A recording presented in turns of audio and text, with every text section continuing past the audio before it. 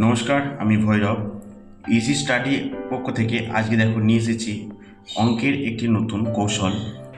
এই অঙ্কগুলি তোমরা বিভিন্ন পরীক্ষায় দেখে থাকবে, আর এই অঙ্কগুলি অনেকজন করে না, যে এত বড় সংখ্যার লসাও করতে হবে, তারপরে গুণ করতে হবে, যোগ করতে হবে, প্রচুর সময় লেগে যাবে, তাই না?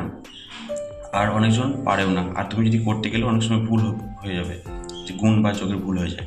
তাই অঙ্কগুলি তোমরা চোখে নিমেষে করতে পারবে। তোমাদের না লসও করতে হবে, না যোগ করতে হবে, না গুণ করতে হবে, চোখে নিমেষে করতে হবে। তোমরা একটু খেয়াল করে দেখো। প্রথম আমরা ছোটো অঙ্কটা দিয়ে বুঝে নিই, আর এইটা তোমরা আমাকে কমেন্টের মাধ্যমে ইউটিউবে জানাবে। দেখো, ছোটো অঙ্কটা আমরা শিখিনি একটু। কী আছে, 1/8 আছে, নিচের কী আছে সংখ্যা, হরে কী আছে, 8 আছে। 8টি এখানে লেখো। 8 থেকে 1 কম কত হয়? 7। ওপরে লিখে দাও 7। উত্তর হয়ে গেছে অঙ্কটা।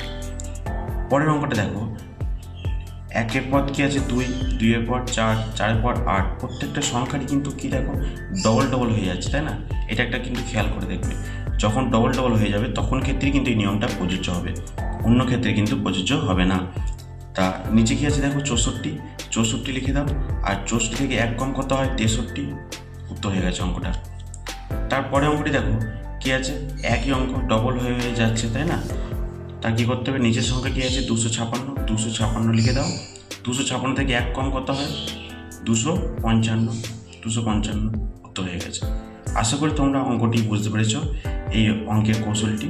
তা যদি তোমরা বুঝতে পারো, তাহলে এই উত্তরটি তোমরা কমেন্টের মাধ্যমে আমাকে অবশ্যই জানিও।